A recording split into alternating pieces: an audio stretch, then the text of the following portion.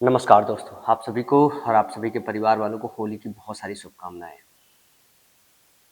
इस होली के पर्व पे लगभग सभी लोग चाहते हैं अपने परिवारों के साथ थोड़ा-सा समय स्पेंड करें और थोड़ा-सा खुशहाल रह लें, थोड़ी रंगों की बारिश हो जाए और यूँ ही ज़िंदगी का क्या ही काम है यार, हम सुबह से शाम तक मेहनत करते रहते हैं, पढ़ाई करते रहते हैं ताकि कुछ पल और कुछ लम्हे अपने परिवार के साथ बिता सकें। ऐसे में मैं और मेरी टीम खुद में ये सोच रही है कि अभी इस पूरे पर्टिकुलर टाइम पे अगले 2, 3, 4 दिनों तक हम आपकी पढ़ाई के साथ बिज़ी रहें या फिर थोड़े पल अपने निकालें, थोड़े लम्हे निकालें, अपने परिवारों के साथ बिताएँ। आप सारे के सारे बच्चे अपनी ज़िंदगी की उन परेशानियों से गुज़र रहे हो जिनमें लाइफ़ के दूसरे पड़ाव, रोज़ी-रोटी कमाना, सक्सेसफुल होना, ये लड़ाइयाँ अपने आप में बहुत बड़ी है।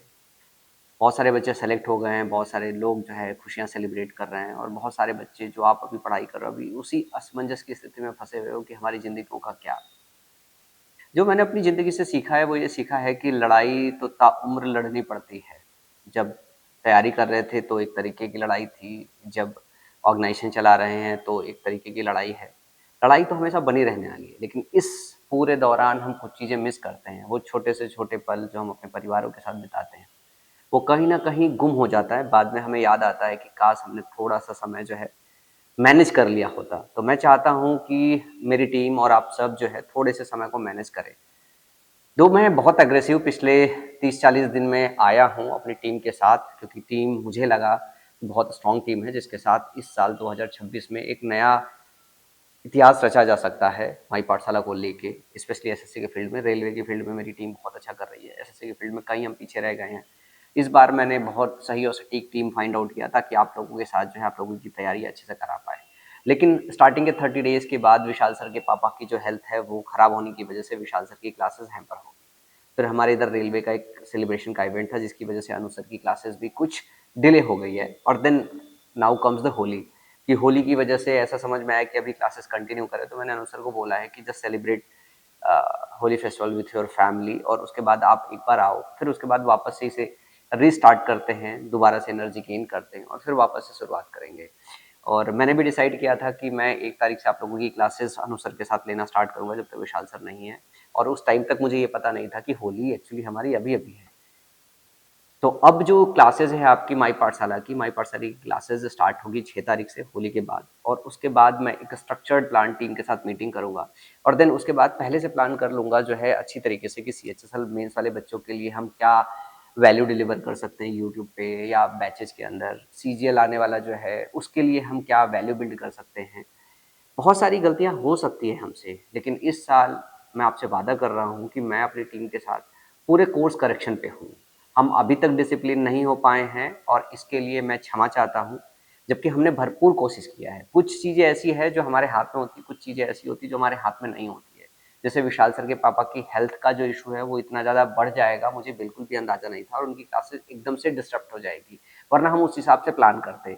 और रेलवे के इवेंट के बाद ये होली का जो फेस्टिवल है ये कैलकुलेट नहीं किया, जिसकी वजह से 7-8 क्लासेस जो अनु सर की आपको और मिल सकती थी, वो नहीं मिली। सीएचएसएल का जो रिज़ल्ट है वो अब भी आ गया था। हम लोग ये समझ ही रहे थे कि सीएचएसएल का रिज़ल्ट कभी भी आ सकता है और सीएचएसएल के इस रिज़ल्ट में होली का फेस्टिवल भी पड़ गया है, तो 3-4 क्लासेस उनकी जो है डिले हो गई है। ये होली के बाद अनु सर ने बोला है कि वो इन सारी चीज़ों की भरपाई कर देंगे, जितना भी एक्स्ट्रा क्लासेस लेने की ज़रूरत पड़ी, जितना कोर्स कंप्लीशन के लिए ज़रूरत पड़ी, दिन या रात एक करना पड़ा, वो सारा का सारा कर देंगे। तो 6 तारीख से वापस जो है हम अपनी क्लासेस को कंटिन्यू करेंगे और मेरा सिर्फ़ आप सबसे एक ही वादा है इस पूरे साल भर में जो है, कि जितना अथक प्रयास हो सकेगा मेरे से और मेरी टीम के साथ जो है, मैं पूरी ईमानदारी के साथ उसे मेहनत करने की कोशिश करूँगा। अभी आप सब लोगों के लिए मेरी तरफ से बस यही है कि होली की बहुत सारी शुभकामनाएँ हैं और मैं चाहता हूँ कि अगर थोड़े पल निकाल के इस स्ट्रेस के दौरान अपने परिवार के साथ इस फेस्टिवल को अगर मना सको तो ज़रूर मना लो। कभी एक समय ऐसा भी था जब मैं बोलता था कि क्या होली, क्या दिवाली, क्या दशहरा, अगर हमारी ज़िंदगी में सफलता है ही नहीं है, तो इनका कोई मायने नहीं है। लेकिन अब इस एज में आ गया हूँ मैं, मेरी एज ठीक-ठीक हो गई है, तो मुझे समझ में आता है कि वो छोटे-छोटे पल और लम्हे ही हमारे काम आते हैं। आज भी अगर आप देखोगे तो होली का फेस्टिवल है, यूजुअली मैं मतलब इस तरीके से, इस पैटर्न से गुज़रा हूँ कि जब भी फेस्टिवल आता है, मैं ज़्यादा उस टाइम पे काम करता रहता हूँ रेदर देन फेस्टिवल एन्जॉय करने को लेके। आज भी मैंने पूरा ऑफ़िस जो है डिसाइड किया है कि मैं छोड़ देता हूँ, अपने परिवारों के साथ रहें, टीचर्स को अपने घर जाने के लिए बोल दूँ, अपने परिवारों के साथ रहें। फिर भी मैं अकेला आके ऑफ़िस में बैठा हूँ और मेरे को अकेलापन-सा, खाली-खालीपन-सा लग रहा है कि काश मैंने अपने आप को उस तरीके से बिल्ड नहीं किया होता कि हर होली काम करना है, हर दिवाली काम करना है, हर फेस्टिवल काम करना है, तो शायद कुछ लम्हे जी पाता। लेकिन आप सब ऐसा ना करें।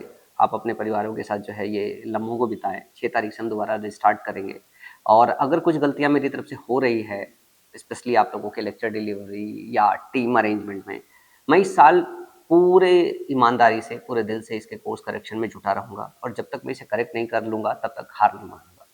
तो इस वीडियो में इतना ही। Once again happy Holi to all of you.